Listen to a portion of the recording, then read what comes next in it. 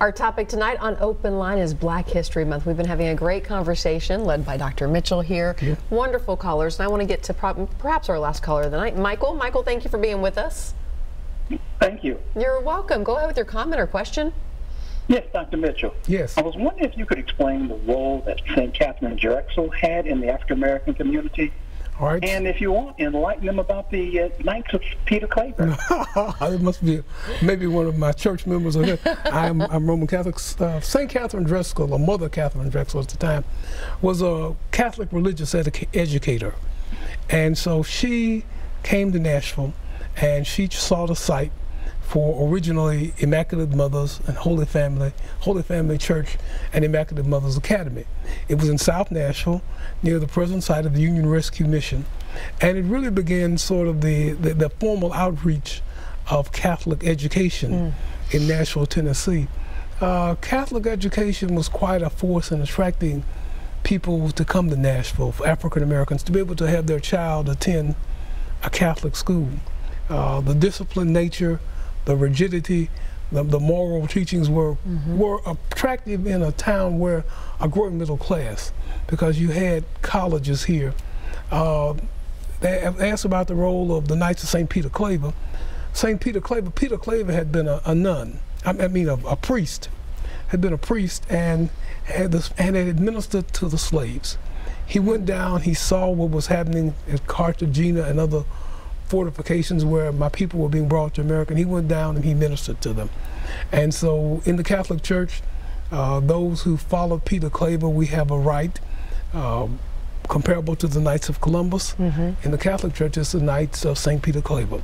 Still very much functioning. My father was a very proud 4th degree Knight of St. Peter Claver. Wow, wow. All right, interesting. Michael, thank you for bringing that to light tonight. We appreciate that. We also have a very important story that actually aired on NewsChannel 5 on Friday night about Woolworth's reopening. And I want to show you that. Brandon Marshall, one of our reporters, did that. We're going to watch that, and we'll talk about the important role that Woolworth's has played. By the way, the restaurant is reopening tonight. So take a look at the story.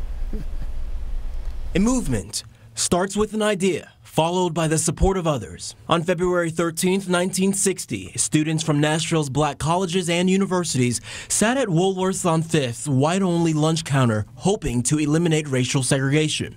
Organizers like Congressman John Lewis and Diane Nash visited Nashville to lead the nonviolent movement. This is something.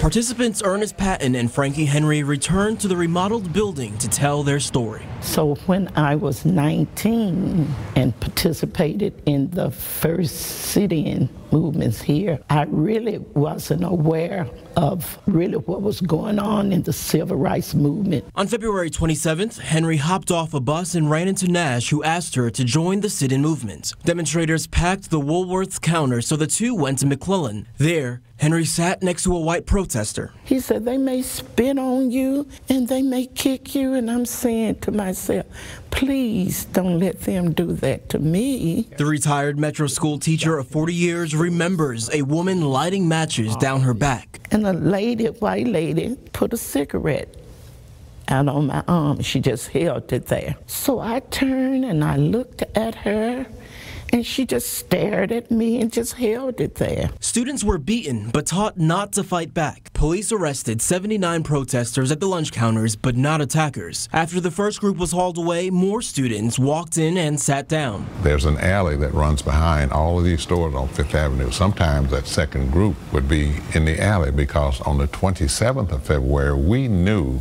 that there were going to be arrests made. Patton calls the sit-ins a God-sent movement, since many of the organizers never planned to come to Nashville. So I think it's very significant that at least a piece of this is going to be preserved. If you were an African American and you wanted to eat, this is where you came. And preserving the restaurant's history is what Nashville-born chef Tom Morales intends to do. We're only going to have one counter, and it's going to be a welcome table where everybody can sit and share the same experience and not feel like they're different, or made to feel like they're different is even more powerful.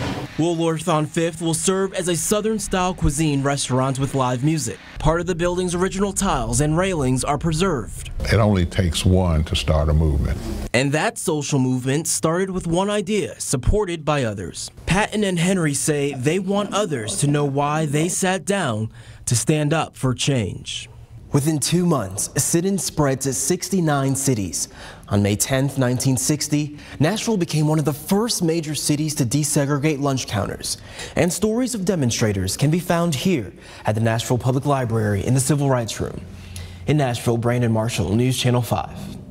Looks like my baby boy. What an incredible story that Brandon just told. You were saying just a great job by him as well. Yes, you know, it really is. Yes, to see that those heroes are people who are still with us. It's not a long time past. My good friend Dr. Rip Patton on there, those were the heroes that brought about that social change right here in Nashville. And now we have that marvelous venue where everyone can go down and see it. So that makes history alive. Yes, it is a living history. And by the way, open today. So you can go down. You're welcome. Enjoy. We're coming right back.